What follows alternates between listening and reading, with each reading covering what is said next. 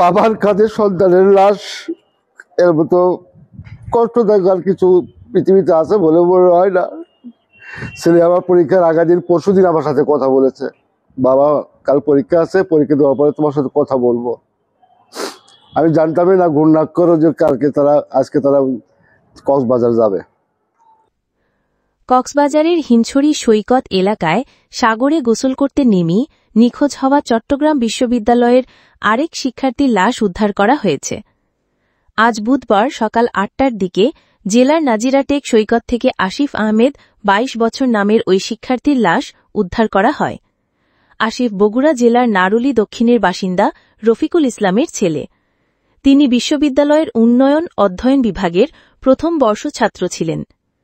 বিশ্ববিদ্যালয় শহীদ মোহাম্মদ ফরাদ হোসেন হলে থাকতেন তিনি।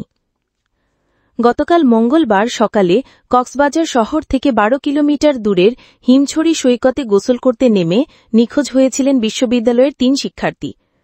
পরে সকাল ৯:৩০টার দিকে AKM সাদওয়ান রহমান নামের এক শিক্ষার্থীর লাশ ভেসে আসে। একদিন পর আসিফের লাশ ভেসে এলেও এখনও নিখোঁজ রয়েছেন অরিত্র হাসান নামের আরও এক শিক্ষার্থী। তিনি বগুড়ার দক্ষিণ সনসনিয়া গ্রামের আমিনুল ইসলামের ছেলে। অরিত্র চট্টগ্রাম বিশ্ববিদ্যালয়ের একই বিভাগ ও আবাসিক হলের শিক্ষার্থী ছিলেন। আসিফের লাশ পাওয়ার বিষয়টি নিশ্চিত করেছেন জেলার অতিরিক্ত পুলিশ সংসহারী মোহাম্মদ জসিম উদ্দিন চৌধুরী। বেসরকারি সি সেফ লাইফগার্ড প্রতিষ্ঠানের আঞ্চলিক পরিচালক ইমতিয়াজ আহমেদ ঘটনাস্থল থেকে প্রথম আলোকে বলেন, আজ সকাল ৮টার দিকে কক্সবাজার পৌরসভার ১ নম্বর ওয়ার্ডের নাজিরাটেক উপকূলের সৈকতে ২০-২৫ বছর বয়সী এক তরুণের লাশ ভেসে আসে। তার পরনে সাদা টি-শার্ট ও হলুদ হাফ প্যান্ট রয়েছে। আজ সকালে আসিফ আহমেদের লাশ ভেসে আসে নাজিরাটেক সৈকত এলাকায়। ছবি সি সেফ লাইফগার্ডের সৌজন্যে। উদ্ধার হওয়া লাশের ছবি দেখে তা আসিফের বলে শনাক্ত করেন তার সহপাঠী মোহাম্মদুল হাসান।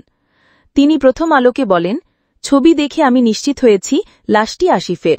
বিষয়টি সংশ্লিষ্টদের জানিয়েছি। মোহাম্মদুল হাসান জানান, আসিফের সঙ্গে তার সর্বশেষ গত সোমবার বেলা ১:২০টায় কথা হয়েছিল। তাঁরও একসঙ্গে বেড়াতে যাওয়ার পরিকল্পনা ছিল। প্রথমে তারা বান্দরবনের মিরিঞ্জা ভ্যালিতে যাওয়ার পরিকল্পনা করেছিলেন, তবে যেতে যেতে সন্ধে হয়ে যেতে পারে এই কারণে শেষ মুহূর্তে কক্সবাজার যাওয়ার সিদ্ধান্ত নিয়েছিলেন আসিফ। মাহমুদুল হাসান আরও বলেন, আমি আসিফকে বলেছিলাম টাকা নেই এই কারণে যাব না। পরে আসিফই আমায় টাকা দেবে বলে জানিয়েছিল। তবে আমার কক্সবাজার যাওয়ার ইচ্ছে ছিল না, এই কারণে পরিকল্পনা বাতিল করি।